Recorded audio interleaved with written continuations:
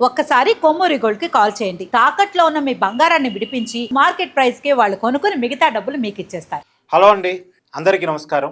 ఎన్నికలు వచ్చాయంటే పశ్చిమ బెంగాల్ రాష్ట్రం మీద అనేక రకాల ఆరోపణలు వినిపిస్తూ ఉంటాయి. అక్కడ రౌడీజం ఎక్కువని, గుండాయిజం ఎక్కువని, ఒకరి మీద ఒకరు దాడులు చేస్తారని, ప్రతీకాల దాడులు ఉంటాయని, కిడ్నాప్లు, బెదిరింపులు ఇవన్నీ ఉంటాయి అనేటువంటిది ప్రధానంగా పశ్చిమ బెంగాల్ రాజకీయాల మీద ఉండే విమర్శ. ఇప్పుడు లేటెస్ట్గా మమతా బెనర్జీ అక్కడ ముఖ్యమంత్రి సుప్రీంకోర్టుకి వెళ్ళారు ఒక విషయం మీద.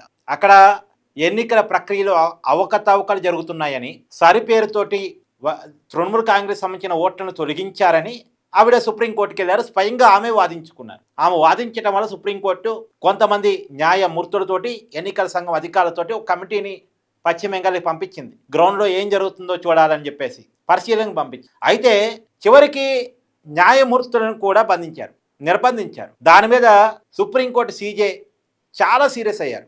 చీఫ్ జస్టిస్ ఆఫ్ ఇండియా చాలా సీరియస్ అయ్యారు. ఇప్పుడు కేంద్ర వర్గాలతోటి అక్కడ ఎన్నికలు నిర్వహించాలని చెప్పేసి కూడా ఆదేశాలు జారీ చేశారు. మామూలుగా అంటే అక్కడ మమతా బెనర్జీ ఆమె మీద ఉన్నటువంటి ఆరోపణలు ఏంటంటే, బంగ్లాదేశ్ వాళ్ళని ఎలో చేసి వాళ్ళని తన కార్యకర్తలుగా మార్చుకొని, అక్కడ అయితే బంగ్లాదేశీ ఉండాలి, లేదంటే తృణమూల్ కాంగ్రెస్ కార్యకర్త ఉండాలి అక్కడ బతకాలంటే. అవతర రాజకీయ పార్టీ కార్యకర్తలని ఆమె బతకనివ్వదు. అసలు వాళ్ళ మీద విపరీతమైన దాడులు, కమ్యూనిస్టులను చంపేస్తుంది, కాంగ్రెస్ వాళ్ళని చంపేస్తుంది.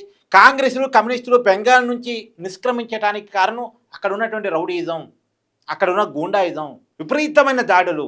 సరే, దేశంలో కేంద్రంలో బీజేపీ అధికారంలో ఉంది కాబట్టి మమతాను కొంత బీజేపీ ఎదుర్కోగలుగుతుంది.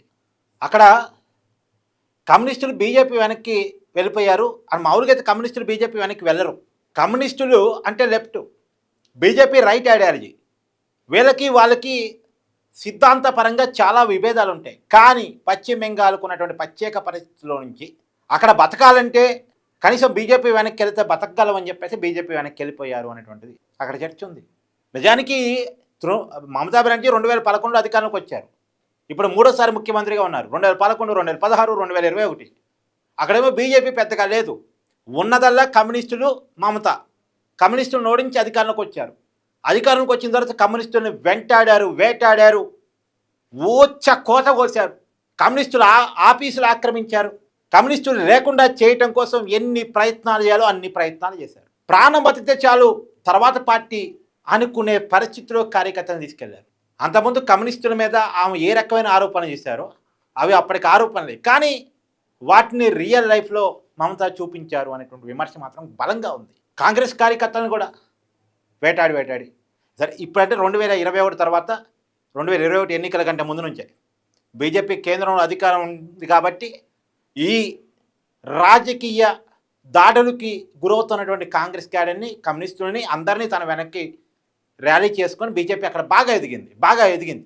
బీజేపీ ఎదగటానికి ఉన్న కారణం ఏంటంటే అక్కడ ఉన్న కాంగ్రెస్ క్యాడరు, కమ్యూనిస్ట్ క్యాడర్ మొత్తం బీజేపీ వెనక్కి వెళ్ళిపోయారు. మమతాను ఎదుర్కోవాలి, మమతాను అధికారం నుంచి దించాలి, మమతా ఉండొద్దు అని. సరే, దించగలుగుతున్నారంటే ప్రాక్టికల్గా రియాలిటీలో మమతాను ఓడించగలిగే పరిస్థితి ఇప్పటికైతే ఇంకా లేదు.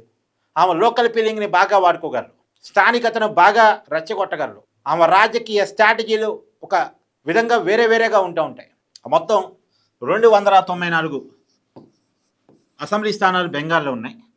ఇప్పటికి కూడా 170 వరకు తృణమూల్ కాంగ్రెస్కి వస్తాయని చెప్తున్నారు.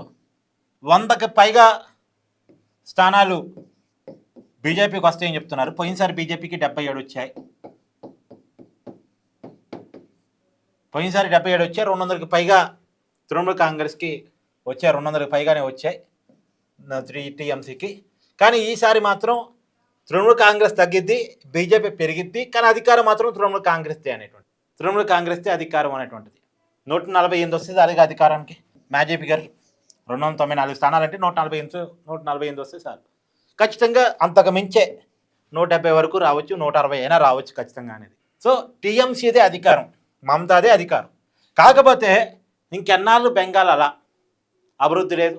పైగా దోపిడీలు, దొంగతనాలు, గుండాయిజం, రౌడీయిజం, చొరబాట్లు, ఎన్నాళ్ళు బెంగాల్ అలా అనేటువంటిది మాత్రం మిగతా భారతదేశం అంతా క్వశ్చన్ చేస్తూ ఉంది. బట్ ఇప్పటికైతే ఇంకా మమతాది హవా నడుస్తుంది. బెంగాల్లో ఆమె గెలిచే అవకాశం ఉంది.